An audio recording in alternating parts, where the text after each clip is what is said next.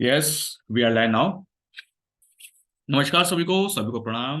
एक आशा एक उम्मीद आप सभी स्वस्थ होंगे। प्रारंभ करते हैं चीजें। और 8:05 तक तो मैं भी क्लास में रहा आप लोगों के साथ। एक ही व्यक्ति हमारे साथ जुड़े हुए थे, सिर्फ नरेंद्र राजपूत जी, है ना। तो समय का थोड़ा विशेष ध्यान रखिए, आप लोग भी इसी की वजह से लेट हो जाती हैं चीजें। प्रारंभ करते हैं एक बार लंबी गहरी श्वास मन और विचारों को शांत करते हुए गायत्री महामंत्र के साथ हम लोग कक्षा प्रारंभ करते हैं।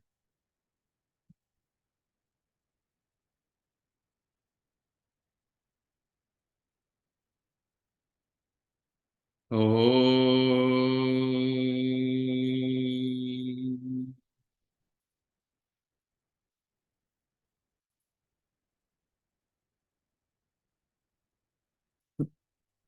हेलो हेलो, आवाज आ रही है मेरी? हाँ, जा रही है आवाज, ठीक है। ओम भूर भुवः स्वः तत्सवितुर्वरेण्यं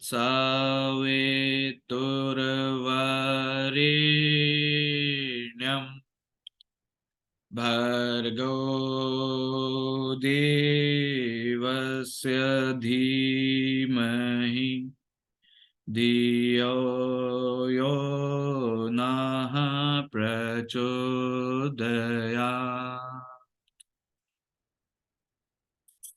Have we both back together?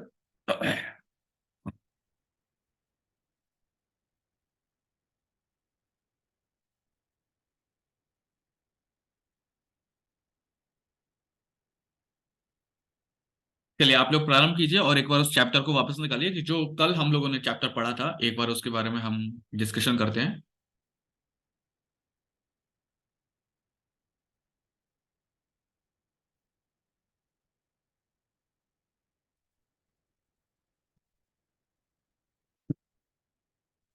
इसे बंद करिए ना, इसकी वजह से हाँ दिक्कत हो रही है, खांसी आ रही है ना। हाँ,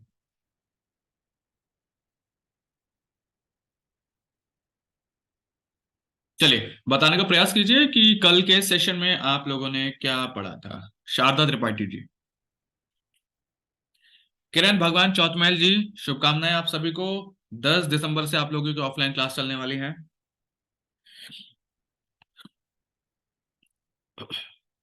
किरण भगवान जी, किरण भगवान चौथमहल, हाँ, यस सर। प्रणाम सर। प्रणाम प्रणाम, कैसे हैं आप? हाँ, चल रहा है सर। क्या अभी चल रहा थोड़ा है? टाइम था, एक पेशेंट था ट्रीटमेंट तो चल रहा थोड़ा है? सा पोस्टपोन हो गया, तो 15-20 मिनट का था समय मेरे पास। ओके ओके, कोई दिक्कत नहीं, कोई दिक्कत नहीं, है ना। अच्छा लगा सर, आपने। ये एग्जाम का कुछ मतलब समझाने में मैं तो नहीं आ पाऊंगा, लेकिन यहाँ से जो भी पॉसिबल वो कर सकूंगा मैं। किरण जी, इस बार सभी लोगों को कंपलसरी है ना। इस बार सभी लोगों को कंपलसरी है, आना है। और आप मुझसे फिर बात कर लेना फोन से, ठीक है। ओके अभी क्लास ओके। 9 बजे के बाद, है ना। लेकिन आना कंपलसरी है, इस सेमेस्टर में आप लोगों का आना कंपलसरी है। सर्टिफिकेट डिस्ट्रीब्यूशन आप लोगों को यहीं पर रहेंगे। 16 तारीख को और 17 को आपको जो एग्जाम होंगे यहीं पर होंगे, ठीक है। 16-17 को आपका एग्जाम भी यहाँ पर होगा। 16 और 17 तारीख को ही, क्योंकि आप जो पढ़ रहे हैं तो इसमें आपका कम से कम एक इंटरनेशनल लेवल का कोई कॉन्फ्रेंस होना जरूरी है। वो कॉन्फ्रेंस भी आपको यहीं पर मिलेगा, हरिद्वार जब आप लोग आएंगे तो 16 और 17 तारीख को ही इंटरनेशनल कॉन्फ्रेंस कराया जा रहा है। और उसमें योग और एक्यूप्रेशर दोनों ही रहने वाले हैं, ठीक है। सर, एग्जाम में क्या आने वाला है, मतलब कैसे, क्या रेडी? अच्छा, 5th सेमेस्टर आपने पढ़ा था? सिर्फ था। 6th सेमेस्टर पढ़ा वो था? तो सब पूरा, हाँ, क्लियर हाँ, करके दिया ना सर। चले। तो हाँ, वो तो हो गया, आपका क्लियर मिल गया, है ना। उसी प्रकार सेम आपका जो अभी आपकी क्लासेस हुई हैं, जो आप लोग पढ़ रहे हैं, ठीक है। उन मतलब जो पुरानी क्लासेस हुई हैं, एक बार उन रिकॉर्डिंग अभी ग्रुप में ही पड़ी होगी, ठीक है। उन क्लासेस को एक बार दोबारा से हल्का से रिवाइज करिए। जिन चीजों का आपने पढ़ा है, सिर्फ उन्हीं का रिटन एग्जाम होगा यहाँ पर थोड़ा सा, ठीक है। उसका रिटन एग्जाम होगा। बाकी विद्यार्थी भी कंफ्यूज नहीं होंगे, क्योंकि अभी मैं जिन विद्यार्थी से बात कर रहा हूँ ये हमारे 6th सेमेस्टर के स्टूडेंट हैं, ठीक है। ठीक। तो ओके सर। किरण जी, यहीं पर होंगे आप लोगों की क्लासेस। मैं एक बार दिखा भी देता हूँ, ये शायद आप लोगों के अलग अलग इस समय सर्कुलर घूम भी रहा होगा, है ना। तो क्या है कि ये तो कॉन्फ्रेंस होने वाला है आप लोगों का, योगा एज इंटीग्रेटेड मेडिसिन। आप लोगों के कुछ गेस्ट ऑफ ऑनर देखें, और इस गेस्ट ऑफ ऑनर के जस्ट नीचे वाला जॉइंटली ऑर्गेनाइज्ड बाई, एक ये शब्द और जरूर देखिएगा, बहुत इंपॉर्टेंट होने वाला है। इंटरनेशनल नेचुरोपैथी ऑर्गेनाइजेशन है आईएनओ भारत। तो इसके नेशनल प्रेसिडेंट सर से हमारा बात भी हुआ। वो तो आईएनओ हमारे साथ कोलैबोरेशन कर रहा है इस कॉन्फ्रेंस के लिए, इंटरनेशनल कॉन्फ्रेंस ऑन योगा। और योगा में आपका वाला जो पार्ट रहने वाला है ऑल्टरनेट थेरेपी, यानी कि एक्यूप्रेशर रहने वाला है, योगा विद एक्यूप्रेशर। तो आप उस वाले में अपना कोई पेपर प्रेजेंट कर सकते हैं, कोई थीसिस लिख सकते हैं, ठीक है। वो आपके लिए बहुत काम आने वाला है, किरण जी, ध्यान दीजिएगा, ओके। ठीक है। तो देखिए आचार्य जी हैं, डॉक्टर चिन्मय पंड्या सर, आनंद बालियोगी सर, रमेश पोखरियाल निशंक सर। अभी इन सभी लोगों से अनुमति भी ली जा रही है धीरे धीरे, है ना। इन सभी को भी बुलाने का प्रयास किया जा रहा है। तो ये छोटा सा वो था जो मैंने अभी फोटो आपको दिखा दिया, अभी सामने मुझे दिखाई दे रहा था, तो मैं इसी के ऊपर डिस्कशन कर रहा था, है ना। चलिए बाकी सभी के साथ हम बातें करते हैं। अभी आप 9 बजे के बाद मुझे कॉल कर सकते हैं, ओके। कर लीजिएगा, कॉल कर नहीं सकते हैं, कर लीजिएगा, ठीक है। हाँ नहीं, 8:30 बजे पेशेंट है मेरा, हाँ उसके हाँ, बाद मैं बिल्कुल बिल्कुल, 11 बजे फ्री हो जाऊंगा, कल करूंगा सर मैं। कोई बात नहीं, आप कर लेना। मैं तो ऑफिस में रहूंगा, आजकल लेट चल रहे हैं, तो 11 बजे भी आप कॉल कर सकते हो मुझे, ठीक है। ठीक। चले, बाकी हमारे साथ शारदा जी जुड़ी हैं। शारदा जी, मुझे एक बार जरा बताइए कि आपने कल की क्लास में क्या पढ़ा था। ये वाला क्लास आप लोगों का रिवीजन क्लास है। जी सर, कल हम लोगों ने टिश्यूज के बारे में पढ़ा था। पहले आपने सेल के बारे में बताया था, जी, उसके बाद टिश्यूज का था। अच्छा, एक सेकेंड। सर टिश्यूज के टाइप्स कितने हैं ये था, और टिश्यूज किस चीज में, मतलब सेल्स सेल्स के बाद टिश्यूज ऑर्गन्स जो बनते हैं वो टिश्यूज उसमें। हेलो। First chapter hello. के बारे में आप कुछ बताइए, फर्स्ट चैप्टर के बारे में। तो वो तो मुझे याद नहीं है एक्चुअली, वो मैंने पढ़ा था लेकिन रिवीजन दोबारा नहीं किया एक्चुअली। कल की क्लास में भी बताया गया था क्या होता है। सर उसको शॉर्ट में अगर बताऊं तो 1 मिनट। शॉर्ट में ही बताइए। शॉर्ट मैंने, वो पूरा तो मुझे याद नहीं है। छोटा सा पेज लिखा था यार।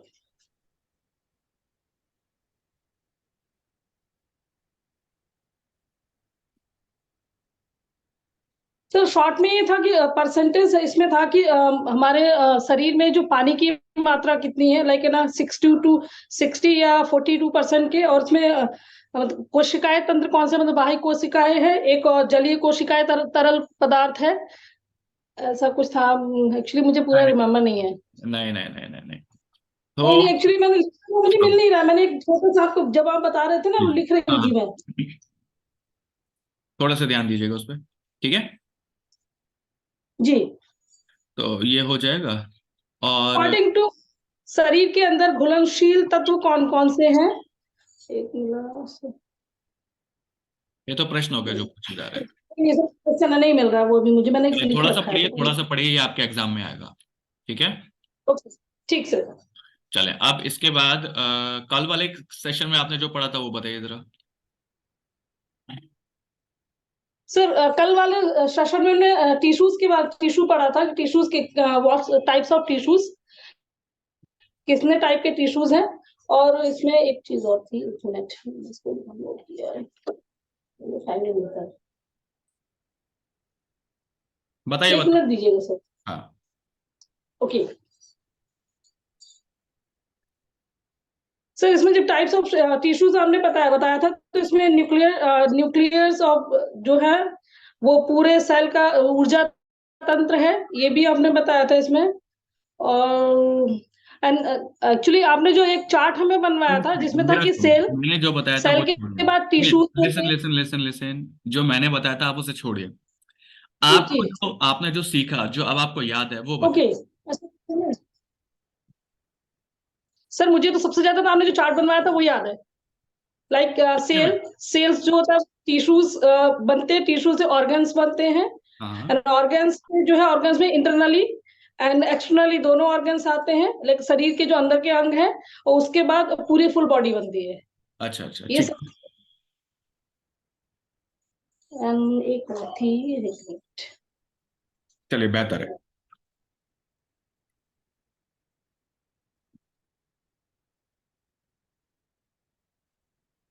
ओके, चलिए उषा त्रिपाठी जी, आप बताइए। पूछ ही रहा था कि टाइप 5 टाइप्स के टिश्यूज होते हैं। हाँ हाँ, 5 टाइप की टिश्यूज याद हो तो नाम बताइए। सर इसमें पहला है, मैं एथेन क्या बोलते हैं इसको, एथेंटियल टिश्यूज, कॉन्टिनेटिव टिश्यूज, देख एंड कर इसके नहीं बाद है बताना, देख कर नहीं बताना। टिश्यूज।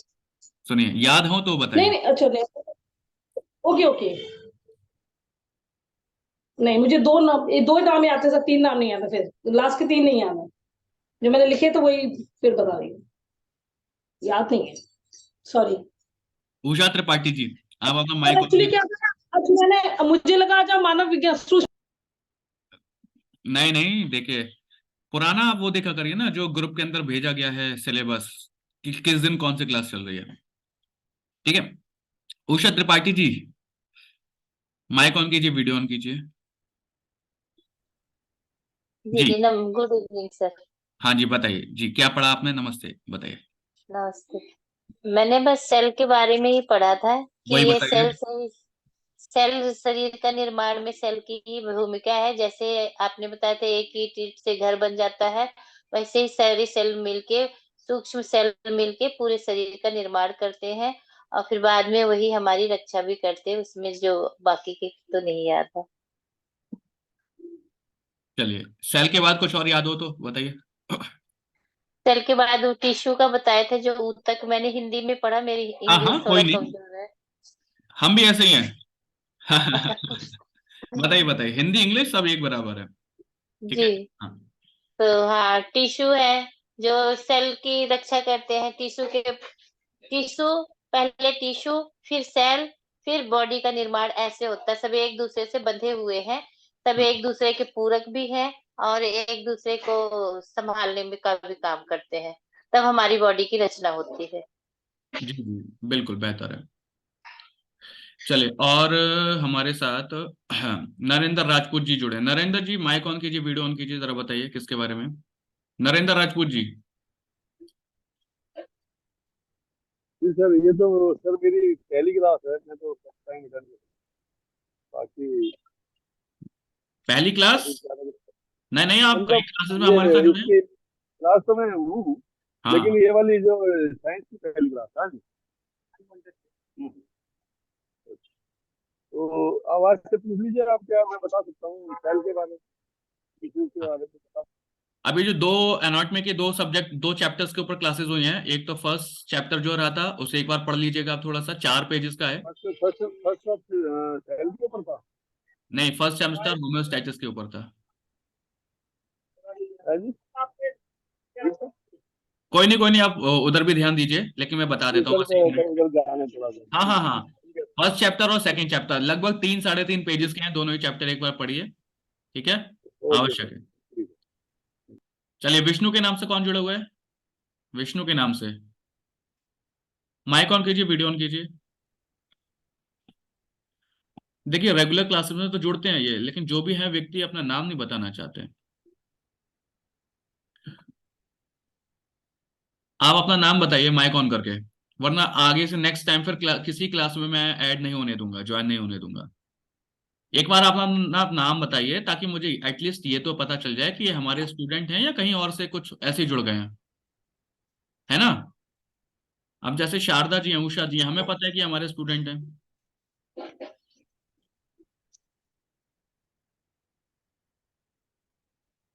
एक बार अपना पूरा नाम बता दीजिए, उसमें मैसेज में ही कर बता रहे हैं आप, चलो पूरा नाम बता दीजिए, मैसेज में नाम बताइए पूरा, लेकिन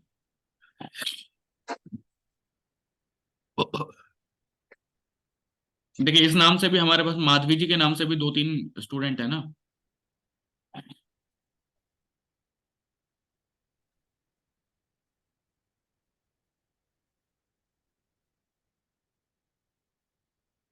एक हो जाएंगे माधवी मुंबई महाराष्ट्र वाली, और एक हो जाएंगी सांगर्स माधवी,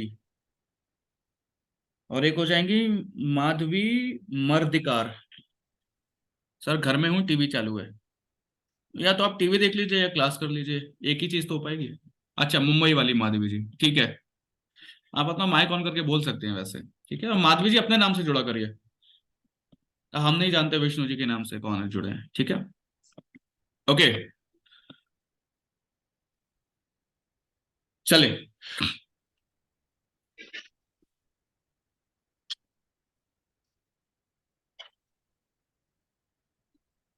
किताबें निकाली जाए एक और।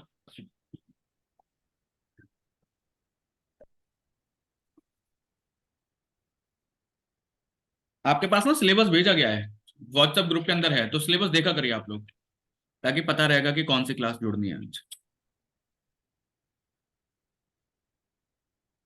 ओके, अब आपका जो थर्ड चैप्टर शुरू होने वाला है यहाँ पर, है ना, उस थर्ड चैप्टर के बारे में मैं थोड़ा सा डिस्कशन कर लेते हैं आज, बाकी फिर कल की क्लास में, मतलब नेक्स्ट क्लास जब होगी आपकी इस वाली, तब करेंगे। देखो जो थर्ड चैप्टर है वो उसमें लिखा हुआ है कि ब्लड के बारे में, है ना। अब जब हम सेकंड चैप्टर में हमने पढ़ा, हमने क्या पढ़ा कि टिश्यूज 5 प्रकार के होते हैं, ठीक है। एक प्रकार जो था वो था एपिथेलियल ऊतक, ठीक है। सेकंड था कनेक्टिव टिश्यूज, ठीक है। थर्ड वाला है मस्कुलर टिश्यू, चौथा है नर्वस सिस्टम वाले, यानी कि ब्रेन के ऊपर जो काम करते हैं टिश्यूज, और पांचवें होते हैं कि लिक्विड फ्लूइड के रूप में जो घूमते रहते हैं, फ्लूइड टिश्यूज, यानी कि तरल पदार्थ के रूप में। और तरल पदार्थ शरीर के अंदर कौन सा है? खून है, ब्लड है। आप कहीं से भी हल्का सा कुछ लग जाए तो शरीर में चारों तरफ ब्लड ही ब्लड हो जाता है, कहीं से भी काटो आपको खून दिखाई देगा, ठीक है ना। तो वो जो चारों तरफ घूमता रहता है, वो सबसे ज्यादा ब्लड मिलता है लिब्रो लिम्फ और सेरेब्रो स्पाइनल वाला फ्लूइड, ठीक है। तो बैक हमारे स्पाइनल कॉर्ड की तरफ मिलेगा वो, बैक साइड में, ठीक है। आगे की तरफ तो हमें हर जगह फ्लूइड मिलेगा, ब्लड वाला सबसे ज्यादा। तो उस ब्लड के ऊपर ही चैप्टर है हमारा नंबर थर्ड। उसमें लिखा है कि एक कोशिकीय जो वन सेल वाला सिंगुलर सेलुलर एक होता है जीव, उसे बोलते हैं अमीबा। तो वो समुद्री जल का निवासी है, ठीक है। तो जो इस तरह के जो लिव होते हैं, लिविंग थिंग, है ना, एक होता है सिंगुलर सेलुलर और फिर दूसरे हो जाते हैं मल्टी सेलुलर। तो हम सभी मल्टी सेलुलर होते हैं।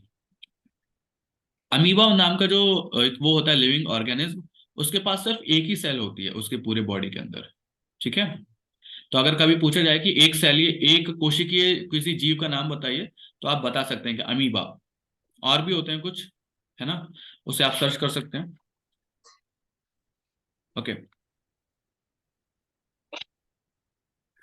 चले, तो इसमें लिखा हुआ है कि इस तरह के जीव जो होते हैं, है ना, वो अपने ग्रोथ और डेवलपमेंट के लिए, क्योंकि हम सभी धीरे धीरे डेवलपमेंट करते रहते हैं ना, अपना वृद्धि और विकास होता रहता है, तो अलग अलग चरणों से, अलग अलग स्टेप से होकर गुजर के जाता है, ठीक है। और वहीं सिंगल सेल से हमारे इंसानों का भी तो इसी प्रकार होता है ना, कि हम सिंगल सिंगल सेल से एक बड़े इंसान का आकार लेना शुरू कर देते हैं। गर्भ में जब माँ के रहते हैं तो छोटे से एक छोटे जीव के रूप में से निकलना शुरू होता है और बड़ा होता चला जाता है ना। फिर वो बहुकोशिकीय, हजारों लाखों की संख्या में जो सेल्स होते हैं ना, फिर तो इतनी बड़ी हमारे शरीर बनती चली जाती है, ठीक है, बन गई, कोई दिक्कत नहीं है ना। तो इन सब में जितना भी कार्य हो रहा है, वो सबसे ज्यादा हो रहा है ब्लड सेल का। जो ग्रोथ और डेवलपमेंट हो रहा है, तो उसमें सबसे ज्यादा काम जो एक करने वाला है, वो ब्लड सेल कर रहे हैं, ताकि चारों तरफ अपना ब्लड सर्कुलेशन होता रहेगा, ठीक है। अब आगे लिखा हुआ है कि भैया ब्लड एक स्पेशल तरह का स्पेशलाइज्ड फ्लूइड कनेक्टिव टिश्यू है। अब देखो, कनेक्टिव टिश्यू भी आ गया और फ्लूइड टिश्यू भी आ गया। फ्लूइड का मतलब आपस में तरल रूप से फैला हुआ है ना, पानी की तरह लिक्विड फॉर्म में है। और कनेक्टिव टिश्यू का मतलब एक दूसरे के साथ अलग अलग बहुत सारे टिश्यूज होते हैं ना सेल के अंदर, ब्लड के अंदर। तो ब्लड खुद में एक टिश्यू है, और उस टिश्यू के अंदर भी बहुत छोटे छोटे बहुत सारे सेल्स मिलेंगे आपको। तो ये आपस में कनेक्ट होके, और पानी वाली जो कोई भी चीज होगी तो आपस में कनेक्ट होके ही रहती है ऑटोमेटिक, है ना। तो ऐसे एक स्पेशलाइज्ड फ्लूइड कनेक्टिव टिश्यू है, ठीक है, जिसमें मैट्रिक्स, यानी कि जो इसका खून का जो ब्लड का प्लाज्मा होता है, उसमें जीवित कणिकाएं, यानी कि ब्लड सेल्स पाई जाती हैं, ठीक है, ब्लड सेल्स पाए जाते हैं। अब वो ब्लड सेल्स भी कई प्रकार की होती हैं, है ना। जैसे हम लोग दो का नाम तो हम सभी लोग जानते हैं, रेड ब्लड सेल्स और व्हाइट ब्लड सेल्स, ठीक है। तो आगे पढ़ते हैं कि जो ब्लड है उसके अंदर बहुत अलग अलग तरह के एलिमेंट्स पाए जाते हैं।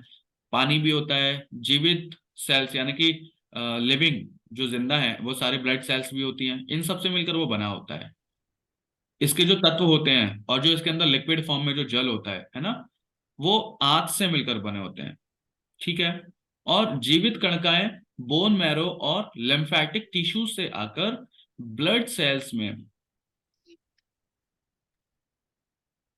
अच्छा, रक्त की वाहिनियों में, है ना, उसमें ही ब्लड का निर्माण करते हैं। मतलब क्या ये बताना ये चाहते हैं कि जब ब्लड का हमारा सर्कुलेशन एक जगह से दूसरी जगह हो रहा है, रक्त की जो कणिकाएं हैं, है ना, और रक्त की जो वाहिनियां हैं, वाहिनी बोलते हैं ना हिंदी में, मैं अभी आप लोगों को बता रहा हूँ, रक्त वाहिनियां, ठीक है। तो चारों तरफ हमारी जितनी भी नस नाड़ियां हैं, नसें हैं, उन नसों में जब खून दौड़ता रहता है, तब खुद ही ऑटोमेटिक ही नए ब्लड का निर्माण भी साथ साथ में करते रहते हैं। ये बताना चाह रहे हैं, किताब के अंदर लिखा हुआ है, ऑथर हमें ये बताना चाहते हैं कि वो ऑटोमेटिक साथ साथ में ही, है ना, ब्लड सेल्स हमारे पास मिलेंगे, लिम्फेटिक टिश्यूज मिलेंगे, है ना, तो इन सब के थ्रू ही ब्लड का निर्माण कंटिन्यू चलता भी रहता है, ठीक है। और बहुत सारे blood cell, white blood cells और रेड ब्लड सेल्स, आरबीसी और डब्ल्यूबीसी, धीरे धीरे ऑटोमेटिक उनका कुछ एक टाइम पीरियड होता है, उसके बाद वो खुद ऑटोमेटिक डेड भी होती रहती हैं और खुद ही नई नई बनती भी रहती हैं, ठीक है। वैसे तो इसके निर्माण में शरीर के अंग प्रत्यंग की सहभागिता होती है, मतलब बाकी सारे अंग प्रत्यंग, अलग अलग ऑर्गन्स की भूमिका होती है, लेकिन जो लीवर और स्प्लीन है, उनमें उनका सबसे ज्यादा विशेष यहाँ पर क्या होता है, हेल्प मिलती है। अब आप लोगों को ये पढ़ने में आया और समझ में आ गया होगा कि लीवर और स्प्लीन, इन दोनों के थ्रू ब्लड सबसे ज्यादा बनता है। तो जब भी हमारे शरीर में ब्लड की प्लेटलेट्स कम हो जाएंगी, तो हम कहाँ पर सबसे ज्यादा ट्रीटमेंट और देंगे, लीवर और स्प्लीन में भी हमें ट्रीटमेंट देना है, ठीक है, लिखा हुआ है उसके अंदर। अच्छा, हार्ट इसमें क्या करता है, फोर्स देता है, ठीक है, फोर्स देता है, अचानक से पीछे से धक्का देने का काम करता है, पंपिंग करता है ना, ताकि ब्लड ऑटोमेटिक पूरे उसके अंदर दौड़ता रहता है। और किडनी आपके ब्लड की सफाई करती है, और फेफड़े इसे ऑक्सीजन युक्त बनाते हैं। ऑक्सीजन युक्त का मतलब कि जो ब्लड होता है, ब्लड के अंदर ही ऑक्सीजन बाकी पूरे ऑर्गन्स को, अलग अलग शरीर के जो अलग अलग ऑर्गन्स हैं और टिश्यूज हैं और सेल्स हैं, उन सब तक ऑक्सीजन पहुंचाने का काम करता है, ठीक है, ओके। तो यह कथन है कि जब बच्चे में उसकी माँ का ब्लड घूम रहा होता है ना, सर्वश मिथ्वा है ना, कि जो, अच्छा, इसमें एक कथन लिखा हुआ है कि बच्चे में उसकी माँ का रक्त प्रवाहित हो रहा है, सर्वश मिथ्या है। इसका मतलब ये बताना ये चाहते हैं कि जो छोटा सा एक सिंगल सेल हमारे शरीर में बनता है, गर्भ, माँ के गर्भ में बनता है, और फिर वो मल्टी सेलुलर होता चला जाता है, ठीक है। तो माँ के शरीर में अलग ब्लड सर्कुलेशन हो रहा है, और जो सिंगल सेल से हम धीरे धीरे बड़ा होता चला जाता है ना, और फिर इंसान बनना शुरू हो जाता है, तो उनके अंदर ऑटोमेटिक उनका अलग ब्लड घूमता रहता है। हालांकि ब्लड ग्रुप तो दोनों का एक ही रहने वाला है, क्योंकि उसी माँ के गर्भ में ही, माँ के शरीर से ही बच्चे का शरीर बना है, ठीक है। तो रक्त बनने की प्रक्रिया भ्रूणावस्था में, गर्भ में 4 से 9 सप्ताह के बाद प्रारंभ हो जाती है। शुरुआत के 4 हफ्ते से लेकर 9 हफ्ते तक जो सेल होते हैं, पहले सेल ही आपस में जुड़ते रहते हैं, जुड़ते रहते हैं, जुड़ते रहते हैं, आगे बढ़ते चले जाते हैं।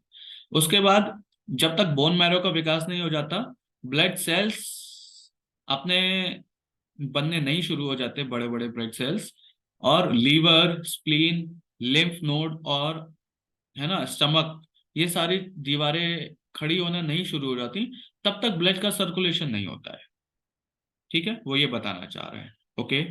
इसके अलावा 2 चीजें और हैं, उसमें लिखा है composition of blood. Composition of blood, 2 तरह से कंपोज बनेगा, संगठन है रक्त का, वो 2 तरह कैसे होगा, ब्लड सेल्स से होता है और प्लाज्मा से होता है, ठीक है, जो प्लाज्मा झिल्ली हम लोगों ने अभी सेल के अंदर देखा था, ओके। तो ब्लड सेल्स और प्लाज्मा, इन दोनों के थ्रू ही हमारा ब्लड का संगठन होता है, और इसमें लगभग 42 से 45% ब्लड सेल्स होती हैं, और बाकी 55 से 58% प्लाज्मा होता है, ओके।